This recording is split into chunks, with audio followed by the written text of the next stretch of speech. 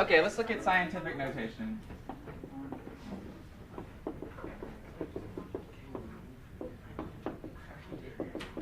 So this is a method that we utilize in mathematics and in science too, obviously. And what happens is if you're dealing with a really, really large number or a really, really, really small number, sometimes it's tedious to write. For instance, if I had a number like 105 and then like 15 zeros, that would be really tedious to write. Okay, so we have what's called scientific notation, which is a shortcut handwritten notation for really, really large or really, really small numbers. So let's just do 2.3 times 10 to the fifth. Okay. So the meaning behind this is 2.3 times, and 10 to the fifth power is 10 times itself, 5 times. But what we do, or the easiest way to think about this, is wherever this decimal is, we're going to move it 5 places to the right. Okay, and that will be the number that this is representing. So 2.3, if I put the 2.3 and I go 5 places, 1, 2, 3, 4, 5, this is the number that is being represented by that 2.3 times 10 to the fifth. Okay? Now, on the other hand, you could have, say, 1.8 times 10 to the negative 6. And so what you do here is you start with your 1.8. If the exponent is positive, you move it to the right. But if the exponent is negative, you're going to move to the left. And this is going to be a really, really small number. All right? So I have 1.8, moving it 6 places to the left. 1, 2, 3, 4, 5, 6. So this number is 0.00000018. That's what that means.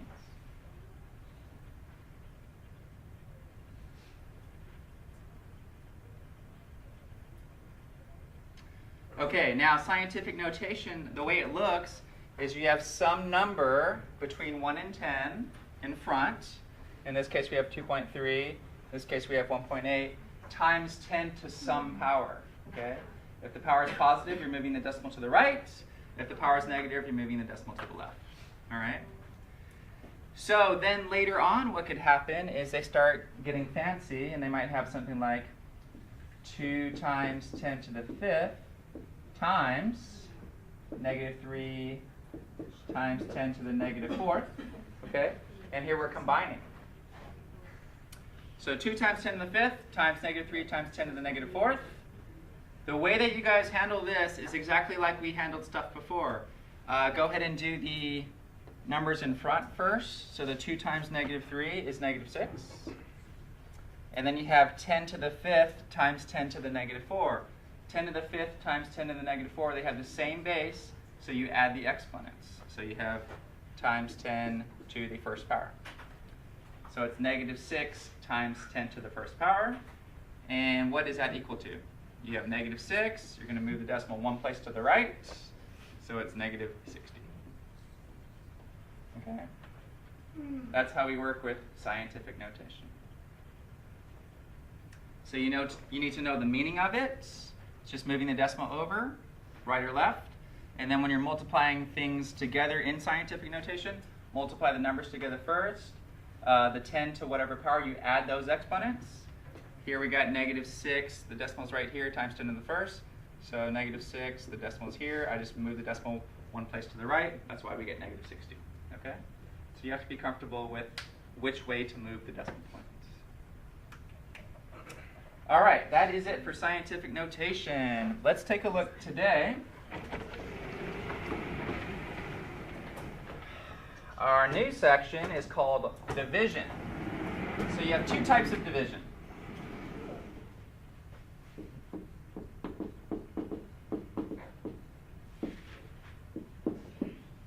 We have monomial division and long division. Okay? Now, what is a monomial again? Remind me what that means.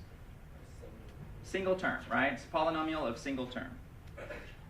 Long division is going to be anything bigger than a monomial. So binomial, trinomial, or anything bigger. So 2 or more terms for long division. Monomial is anytime you're dividing by a single term. Okay?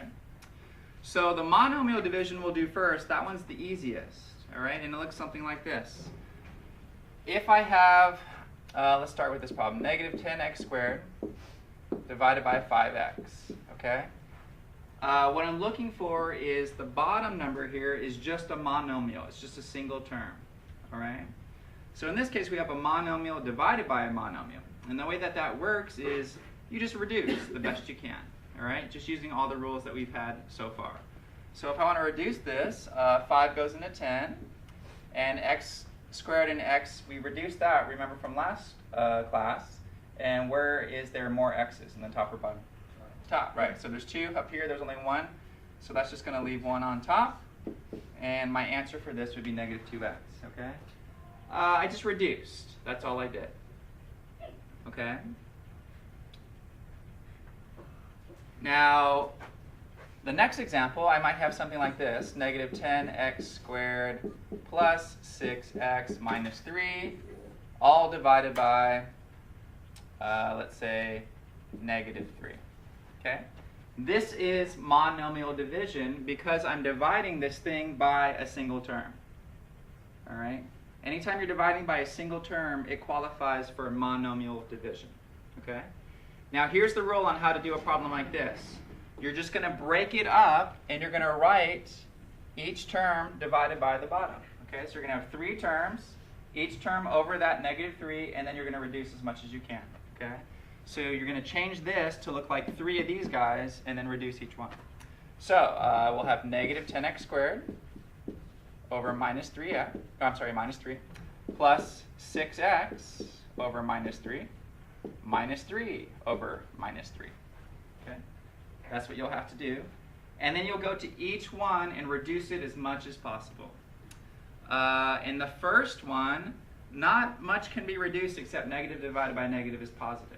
Okay, so that would be the only simplification that we could really do there. So I'm going to have 10x squared over 3. In the second piece, 3 can go into 6. And so that's just going to be minus 2x. And in the last piece, negative 3 divided by negative 3, that is just 1, right? So you get plus 1. And that's the best we can do, and that's it. That's our answer. All right? That's how you do monomial division. Let's try another one before we go into long division. All right, let's try this one. Negative 15x cubed y squared plus 20x squared y minus 50xy cubed, all divided by 5xy. Okay, why don't you take that one, write it each term, so you have 3 terms, all divided by 5xy, and reduce each one separately. Okay, take your time, see what you get, and then we'll match answers. It's monomial division because you're dividing by a single term.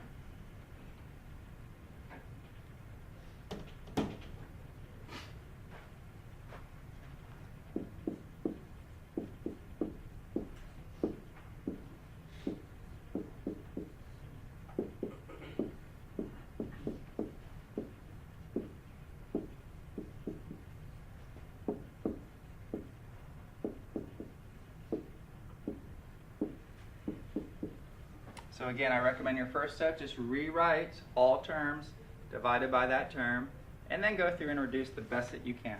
Okay? So in the first one, it looks like I'm going to get a negative 3x squared y.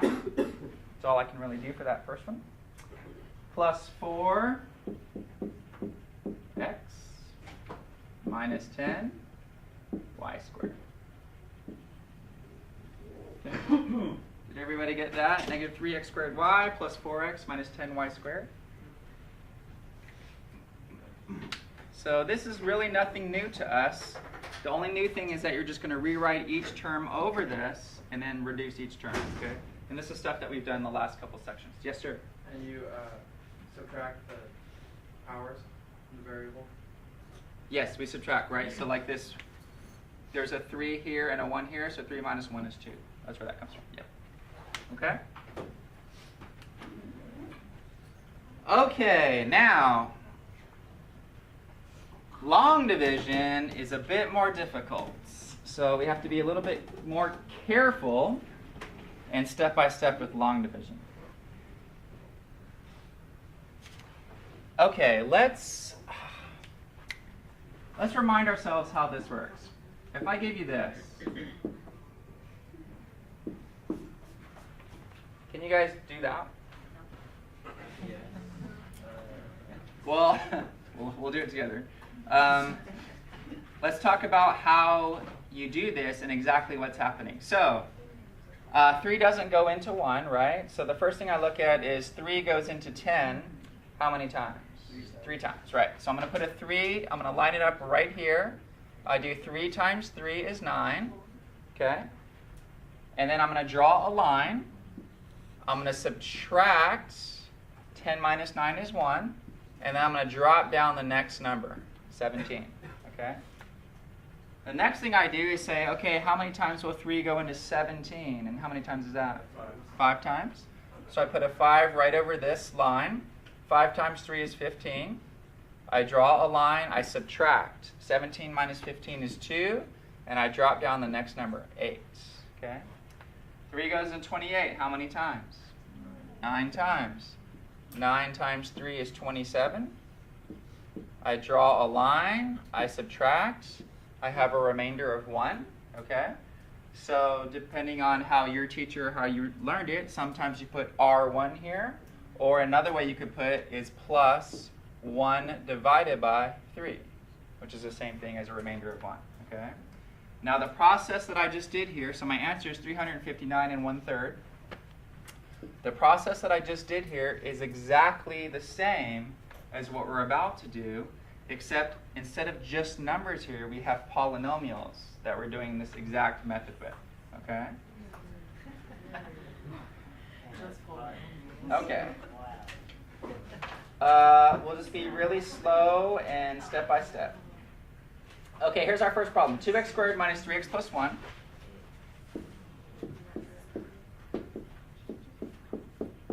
Divided by x minus 2.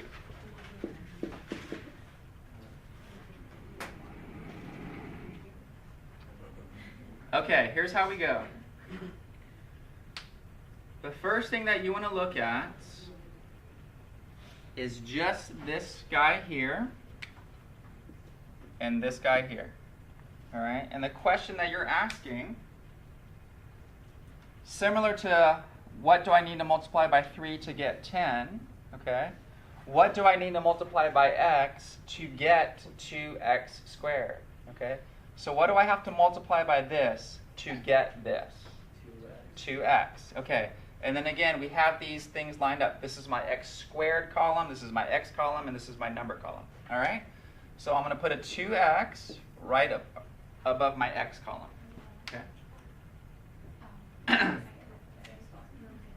Now, over here, I have a 3, and then what do I do with that 3? I multiplied it, right? 3 times 3 is 9. Okay. You're going to do 2x, but you have 2 terms here, not just 1. So you have 2x times negative 2, which is negative 4x. And you have 2x times x, which is 2x squared. Okay, so again, you have this 2x, you multiply it by this number, put it right there. You multiply this 2x by this number, and you put it right there. Now, this first one better be 2x squared, because we said to ourselves, what do I have to multiply by to get 2x squared? So this better come out to be 2x squared. All right. I draw a line. Now over here, I put a big subtraction sign. Okay? I want to subtract these, but when we do polynomials and we subtract, what do we do? How do we subtract polynomials? You change it to addition and you change the signs. Okay? So I want to subtract these. So what I'm going to do is I'm going to change the sign of this and change the sign of this. That's how I subtract with polynomials. And then I'm just going to add straight down the column. So 2x squared and negative 2x squared is 0, which it better happened because that's what we wanted. And then negative 3x and positive 4x leaves 1x, okay? So you could put x there or 1x. Then over here, what did I do? I just bring down the next number. So that's exactly what I do here. I bring down the next number, plus 1. Okay? Now the question is, I look at this guy here and this guy here. What do I need to multiply by x to obtain 1x? X times what will equal 1x? 1, right. So I put a plus 1 up here. 1 times negative 2 is negative 2. 1 times x is 1x, which I said it would be. I draw a line. I change the signs. Because I want to subtract, I change the signs. This becomes a negative 1x. This becomes a positive 2. And I circle that to indicate as a reminder to myself, hey, Bobby, you've changed the signs. So you circle it, okay? 1x and negative 1x is 0. 1 and 2 is 3.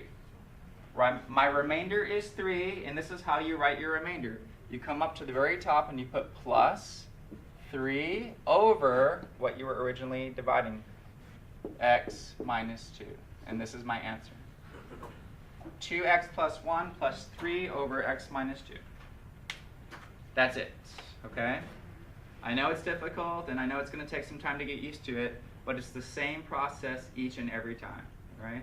So if you can follow the steps here, you'll be fine. You'll be a master at it. Okay, let's try a couple more.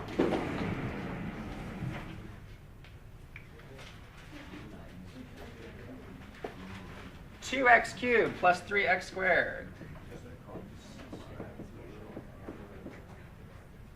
plus 3x minus 1, all divided by 2x plus 1.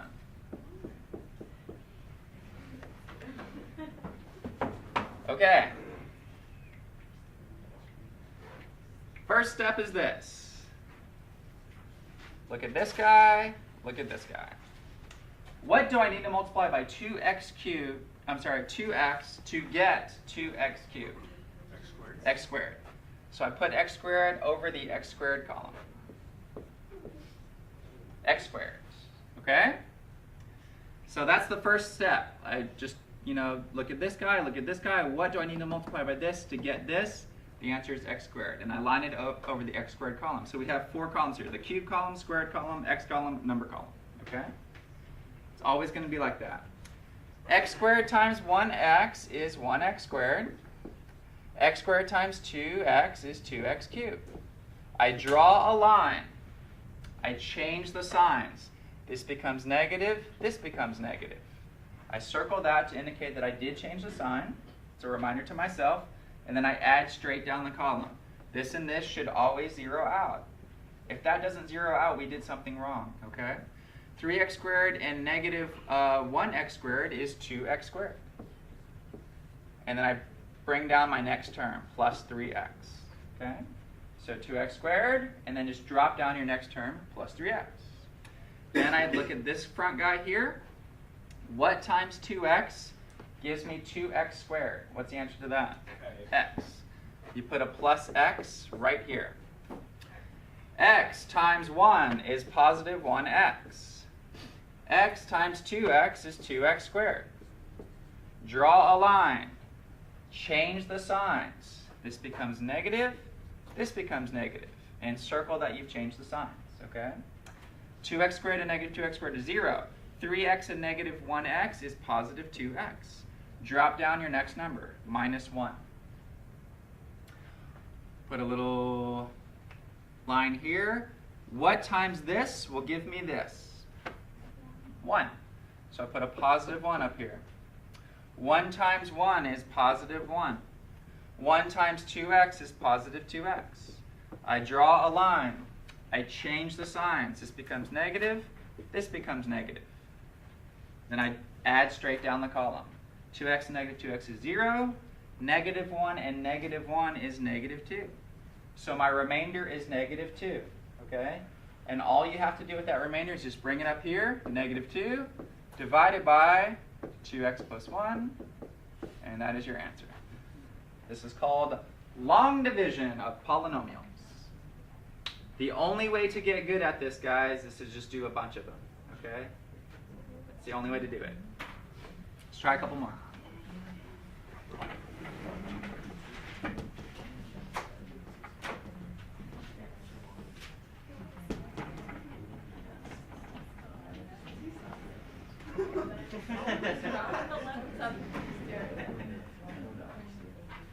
All right, try this one on your own. Let's see how you do. 10x cubed minus x squared.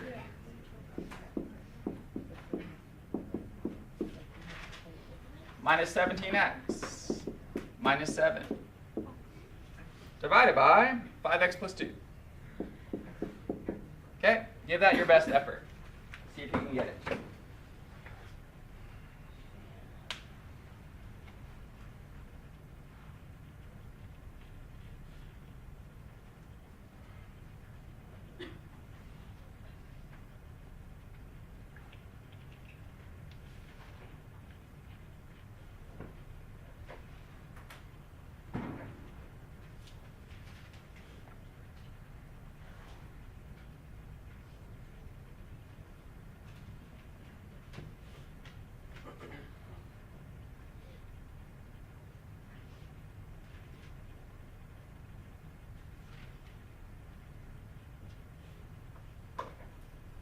See how far you can get, and then we'll see if we match up answers.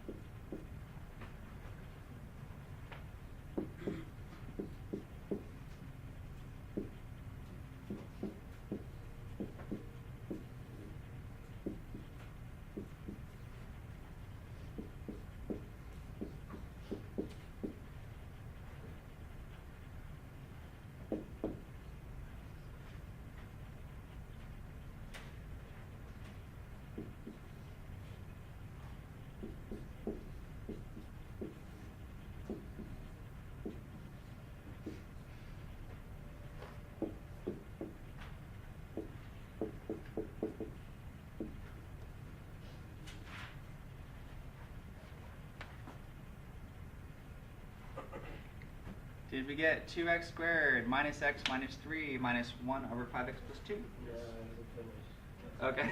So, yes. Already say that x squared, how did you get a negative 4x? It was already How did I get a negative 4? Let's see. Right here? Yeah. Okay. Wasn't it already negative? Okay, so the original was what times this will give me this, right? And that answer is 2x squared. So 2x squared times 2 is positive 4x squared. And then after I change the sign, that's when I circled it to show that I changed the sign. Okay.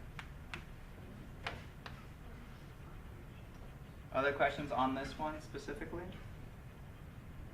Yes?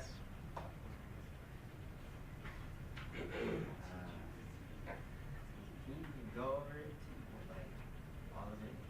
Yeah, redo it basically? Yeah. Okay. So, let's just do that.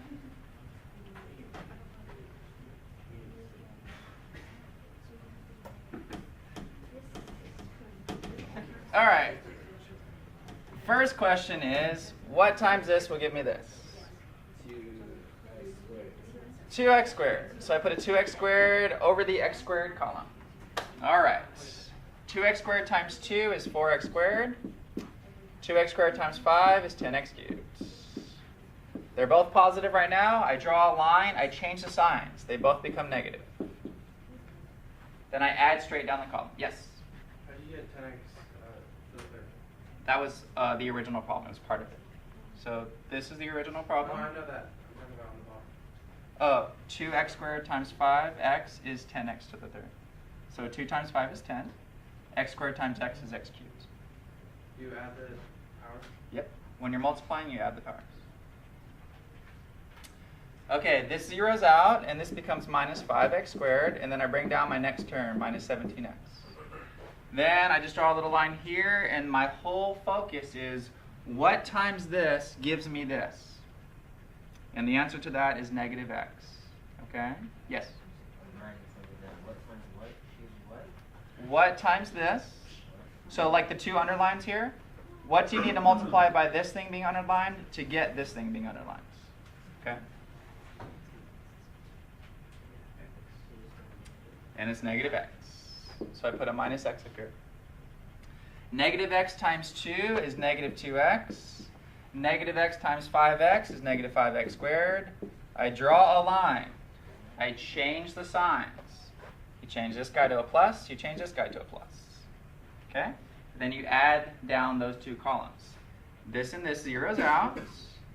Negative 17x and positive 2x gives you negative 15x. And then you drop down your next guy, minus 7. Okay? Then I just draw a little line here. I'm always looking at the first term. What 5x will give me negative 15x? Negative 3. Perfect. So I put a negative 3 up here. Negative 3 times 2 is negative 6. Negative 3 times 5x is negative 15x. Draw a line. Change the signs. You're left with a remainder of negative 1. Question? Since it's negative 17x and positive 2x, wouldn't the x go away too? No, it's like if I have... Just be 15 negative 15. Okay, so it's like if I had 5 apples and I added 3 apples, would my apples go away? Do you know what I mean? That's what you're asking. And the answer is no. You'd have 8 apples. Okay, you're saying if I have 3 apples and 5 apples, well, I just have 8, right? And no apples. Does that make sense? So the x's stay along. It's like terms. Okay. All right. Plus a negative 1 over 5x plus 2. That's my answer. It's okay if you're confused. Like I said, it takes time. You just have to do a bunch of them. Okay? All right. Let's. Here's where they try to trick you. Let's do a couple of ones where they see if you're paying attention.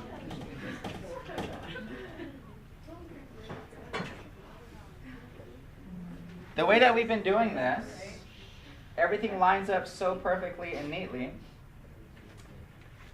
Here's where they could try to trick you. Something like this. X cubed minus x plus 2 divided by x minus 2.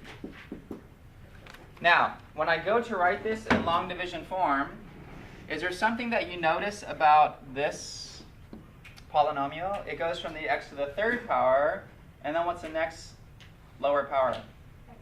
The x power. So what power is it missing? The x squared, okay? Now, the way that I've taught you it and the way that I want it to work is everything lines up perfectly because I have all of the descending powers of x, all right? So if they try to do something like that, what you're going to need to do is catch it, and when you do the long division term, you're going to put in that missing column. And this is how we put in that missing column. You put x cubed plus 0x squared minus x plus 2. So anytime they have, you look at the highest power here, and if anything is missing, you put in zeros, just because we want everything to line up perfectly. If you don't put in that 0, you're going to have something and not know where to put it. Okay, so it's really important to put in that 0 term. And then it's divided by x minus 2. Okay, so be on the lookout for that. That could happen on the left side or the right side. If there's missing powers, just put in zeros. Okay, and it'll hold that position for you, and then everything will work out. So I'm looking at this guy and this guy. What times x will give me x to the third? X squared. And where would I put it? Right above this x squared column. Okay, so I'm glad I put it in because that's where I want to write it. Okay? X squared times negative 2 is negative 2x squared. And again, if I don't have this column in there, do you guys see how I wouldn't know where to put that term? And that's going to cause all kinds of problems. So make sure to put in that 0x squared term. X squared times x is positive x to the third. I draw a line. I change the signs. This becomes negative. This becomes positive. And then I add straight down the column. Okay? This guy zeroes out. This guy becomes 2x squared. And then I drop down my next term, minus x. Then I'm looking at this guy and this guy only. And the only question that I'm asking myself is what times x gives me 2x squared? And the answer to that is positive 2x. So I put a positive 2x over the x column. Multiply 2x times negative 2, you get minus 4x. 2x times x is 2x squared. Draw a line. Change the signs. This becomes minus, this becomes positive. Then add straight down the columns. Okay? I just say the same thing over and over and over. Draw a line. Change the signs. Add down the columns. That zeroes out. This produces a positive 3x. I drop down my next term, plus 2. Okay? And then I just underline this guy, and I'm asking myself, what times this will give me this? And the answer? Positive 3. 3 times negative 2 is negative 6. 3 times x is 3x. Draw a line. Change the signs. Add straight down the columns. You get 0 out here. You get 8 here. How do I handle that remainder? I just come up here and I put plus my remainder divided by whatever I was originally dividing into it, x minus 2. And that's it. It's the same process every single time. Yes? Are there always going to be more terms inside? No. There could be as many terms as I want. Yeah.